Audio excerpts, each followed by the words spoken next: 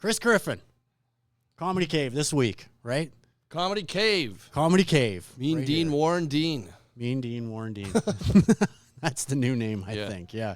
How's it going? Good, man. Good. Thanks for doing this. Buddy, couldn't be happier. Yeah. Really? Yeah. Not even a little? Oh, this is, no. No, it's good. Monday night, hanging out. Yeah, Am I allowed to say what day it is? You're allowed to say whatever you want. Okay. Yeah. We had a good show. It was fun, right? Yeah. We had a small but mighty audience. Smaller than normal, I'd say, but, you know, it's Monday. Well, you never know for Monday, but they were good. I'm glad they had some energy in them. Yeah, they had a good time. Yeah. I think. Yeah. Yeah. The two people that showed up late I felt had less energy than the rest, but they're still good. Yeah. Well, I try to pull them in after and Nice. Yeah. try and bring them, make them part of it and stuff like that. Yeah. Hopefully they that did a good helped a job. little I think bit. they're good. They're on board. They had fun. So, yeah. Yeah, and if you want to come see Chris Griffin, you got all week, Tuesday, Wednesday, Thursday, Friday, Saturday, because the Comedy Cave does a show every night but Sunday. So, and Chris Griffin is your headliner this week, right? Yeah. Yeah. So, from Vancouver, right? In from Vancouver. But- Originally from Calgary. Right, you're a Calgary guy. That's how I know you, right? Yeah. And I've known you for a long time. So, when did you start doing comedy? I started, I believe, 2010.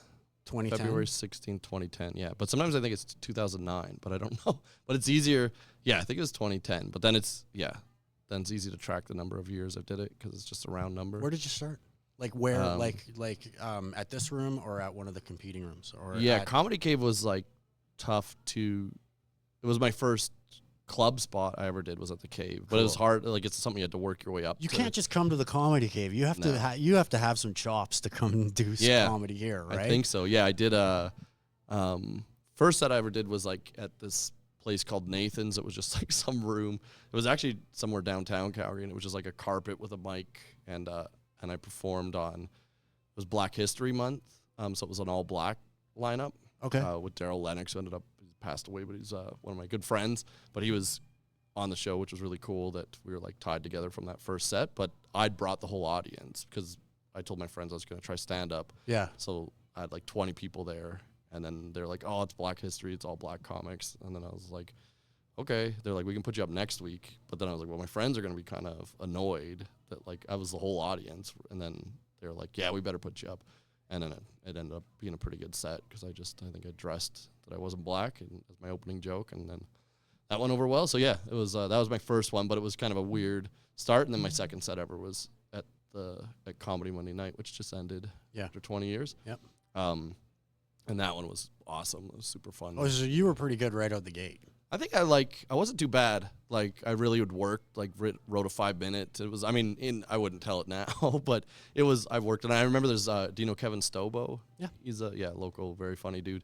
The first time I performed or that Comedy Monday, he came up and he's like, "Oh man, that was your your second." And that was time. your second time? Yeah. And he's like, "Dude, you got it." He's like, "That's you." He's like, "Just keep working at it and you'll get there." Which was so because I knew him from he used to be on Shaw TV. He would review movies and stuff. Yeah. So I knew him from that. So I was so pumped. I was like, man, I can't believe this that he said. I was so excited. So that was really cool. He did that. But yeah, then I used to keep track of all my. I think I did my first 500 shows in a spreadsheet. Like I'd do like 500? Yeah. Wow. Like where I performed, what joke I did, how it went. Sometimes I would just be like, lots of details, and sometimes just like went good or something memorable that happened in that set.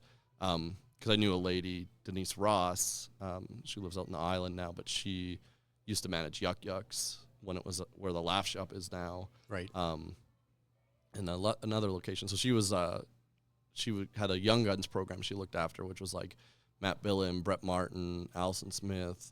I think there was 8 of them. Heavy hitters. Yeah, and they eh? all ended up being headliners. So Yeah. she had this investment. So I met her just randomly, found out she worked in comedy, didn't even know when I first met her, and I was like, "Oh, I've always wanted to try comedy." So she took me to my first open mic, and she's like, "Yeah, this is how you just try it." And then eventually, it was actually Comedy Monday Night when it was at Dickens, which was like its first location. Right. So yeah, I went there, and then so that helped where she was like, "Oh, track your shows. So then if you go back to a place, you'll remember what jokes you did and stuff." Smart. And so I kind of started that spreadsheet. And then I think it was my 12th set was here at the Cave, but it was at its old location.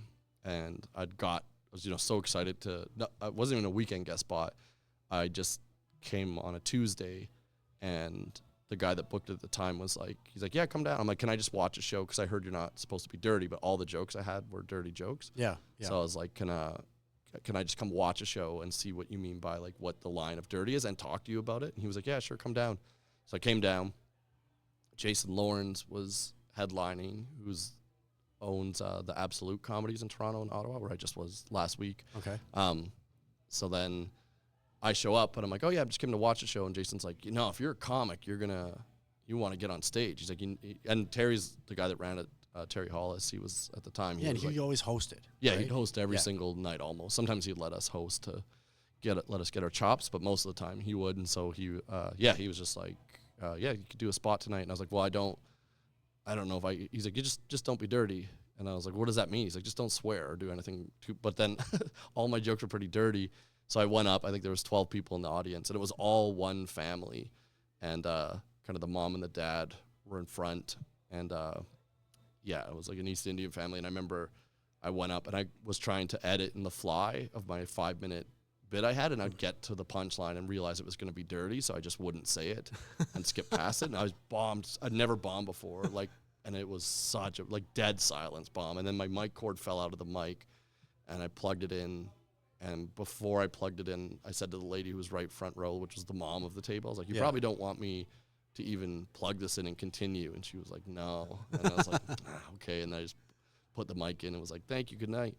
And then, oh, God, just bombed. And I think Jason Lawrence had then said, he's like, God, don't book that guy again, which is funny. I told him when Jason finally booked me to do the Absolutes, which are really fun clubs out east, I told him that story. And then what was crazy is that was Jason Lawrence's last headlining. I think he kind of just Did he remember? Yeah, he was like, oh, I was out in the cave. Yeah, he didn't remember me. He's like, I don't think I did that. And I was like, dude, I remember because, and Billy remembers. But it was. Because you were new and it was a big deal. Yeah, and I don't think he realized how new I was, that it was I'd done 12 sets. Yeah, but boy, that one was my first bomb and deserved to. I just, was not ready to do clean comedy, I guess. Were you a story guy right from the start? Kind of. My brain works in stories, but it was more could you imagine this, my first joke was sort of not. Now I'm very much found it,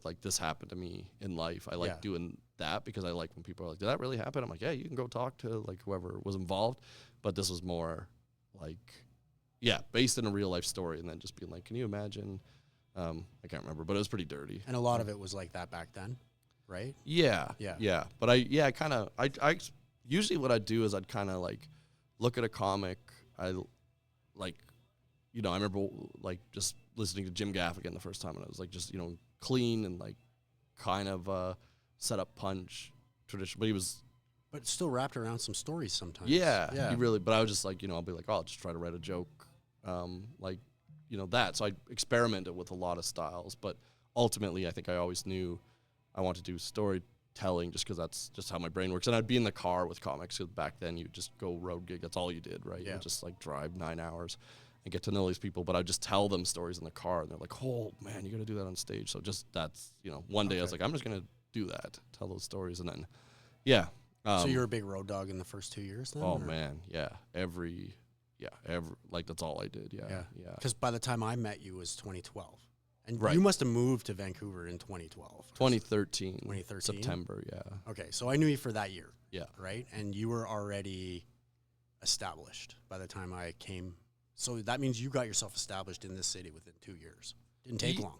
Yeah, I think by the time I think what helped is when I was a year in, they used to have the Great Canadian Laugh Off, which was the big, it's a $25,000 prize in Toronto for it was the whole country. I think it then was replaced by Sirius XM's Top Comic. Okay. It's kind of the next thing that did that. But it was run by Yuck Yucks. It's called the Great Canadian Laugh Off. I think the finals were televised, and the prize was $25,000. But they would, at each Yuck Yucks, they would hold a regional one. And then so they did one at Calgary, and then I won that, which I think even I didn't think I was going to win. 2012? Yeah, probably would have been. Maybe even 2011. I think it was my first year. And then they would have the 3 judges. Right? Yeah, it was I think Lori was one of them, and a couple other people. I did that contest too, and it wasn't good. Oh, really? Yeah. I can't remember, because I think they did it, and it was funny as that first show, Denise Ross told me, took me to a comedy Monday night at Dickens was the Calgary finals for that Great Canadian Laugh-Off that year. And it was Dan Guyrie versus Laurie Gibbs. And I think Laurie Gibbs won that one. And then you go to Toronto. So I won the They're both great. Too. Yeah. And I won the regional Calgary one and went to Toronto, and then I didn't do well. I mean, I did okay, but I didn't, like, I was clearly not as good as some of the other comics. But by winning the regional... Yeah, by winning the Calgary one. I think everyone was like, who the fuck's this guy? Like, that would have, cemented you as, like, a local... It helped. It, like, I remember it was really cool. Scott Dubas was headlining. He had a gig, like, somewhere in Saskatchewan, and he'd asked me, he's like, do you want to come open for me, which was really nice. Like, he's like, I'll take you on the road. And I was like, man, I'd love to. But then the booker was like, hey, how new is this guy? Because the gig ended up being like a 500 person. It was like in a hockey arena for a fundraiser for a small town. Biggest show you've done to date. Yeah, but right before, he's like, the booker like kind of had cold feet, wants somebody more experienced. I was like, hey, no problem. And then I won that laugh-off thing. And then Scott was like, you know what, man, that was a killer set. Like, I'm going to call him and just vouch for you. So I ended up getting to do that gig. So I think that, like, helped just get the word out. Yeah. Dumas is, like, great for that kind of stuff because he's the one who vouched for me. Oh, nice. Here. Oh, did he? Yeah. Doom's solid, man. And then he did me a lot of favors. And then, like, it was like only a Wednesday or something, but we had, like, a pretty good size audience. And I just brought out every best joke that I had, and it did well. And then they come to you when you do well. And Billy's like, hey, do you want to do a regular spot? And then now I'm here, so you work hard, right? You gotta. Yeah, that is the key. Is to I know it's always a balance too, because if you ask Billy, I used to do this joke that was like really out there where because I used to have 2 wiener dogs, and I would it was me having a conversation with them. Like the bit. The bit was just me talking to my dogs, and the dogs had like a dumb voice, and it would be. Yeah, I can't even remember, but it was insane, and it would sometimes do well, like one out of every, and I loved the joke, and it was like really out there, and like pretty wordy, and like I don't know, yeah, but Billy's like, that joke fucking sucked, it bombed every time. I don't know, like, and it bombed most times, but I just kept doing it over, and he's like, stop doing the fucking puppy joke. Holy, that's a pretty good impression. Oh yeah, just do screaming. But yeah, you can ask him about this after this interview. But yeah, it's nice here that they, because it's always that balance of like, hey, you got to try new stuff. It's not necessarily going to go good, but when it comes down to it, you got to kill. And then I remember I headlined here once, and Jack, one of the owners too, had a bunch of family in, and then they all watched, and then I ended up having like a really good set. It was like a Friday or Saturday night, and then I went back into the kitchen, and Jack's daughter, I think, was there, and she went back in, and she's like, oh my God, Chris Griffin was really funny, and then he didn't know I was around the corner, and he's like, you should have seen him when he started. He sucked shit. I was like, Jack, and he's like, well, you did. But Jack would also say that right to my face. But it was true. I mean, you do suck when you start, right? But yeah, it's just like work hard, like anything else. Write jokes, get better, figure out what works. It's weird when people, that puppy joke of talking to my dogs was, like was more of a joke for me, or like for a certain type of person. Some people like loved it, but that's not going to be like necessarily a crowd pleaser. But doing good jokes can help you get away with like working on other stuff. And there's 2 or 3 parts to comedy, and it's hard to get them to work together and integrate, right? Yeah. Writing, performing, and then that also is like doing the right material for the right audience at the right time. Yeah, right. That also can be a thing. Yeah, and I think eventually you get to a point, hopefully with comedy, that most of your material works anywhere, or you can kind of get the audience on your side with whatever you want to do. But there's definitely times, you got to read the crowd and know what you're doing. And then just, there's times where you just got to kill, like do your best shit. And just especially, like I remember the mix in Vancouver was really hard to get into. And I finally got like a Tuesday night spot on the Pro-Am show. And I was like, I'll just do this brand new thing that I'd like worked on during the day, and it didn't go good. And then, in hindsight, I'm like, that was so dumb. I should have just done, for my first spot there with the guy watching, just done my A materials. Right. Yeah, because then that impression's hard to break, where he's like, oh, this guy sucks. And then he didn't book me back, and I was like, what the? But that was totally my fault. So there's times, where. So if Chris Griffin comes to your town, go see him. But right now he's in Calgary, so come see Chris Griffin this week. We're going to have a great time. I'll be here at least Saturday. I'll try and come out Friday too. But nice. it's going to be I love it when you're here because it's so fun, right? Yeah. Like, Weekend will be fun. Come out. yeah. man. And then the vinyl. What's it called again? Words have consequences. Words have consequences. And if you look at the cover, there are a lot of consequences already on there. There is, yeah. Yeah. Thanks for doing this. Yeah, buddy. Yeah. That was fun, man. Yeah. Appreciate it, man. I was quick. That was already 40 minutes. That Holy was, crap. I know, right? Yeah. Yeah. That's why I'm like Flies always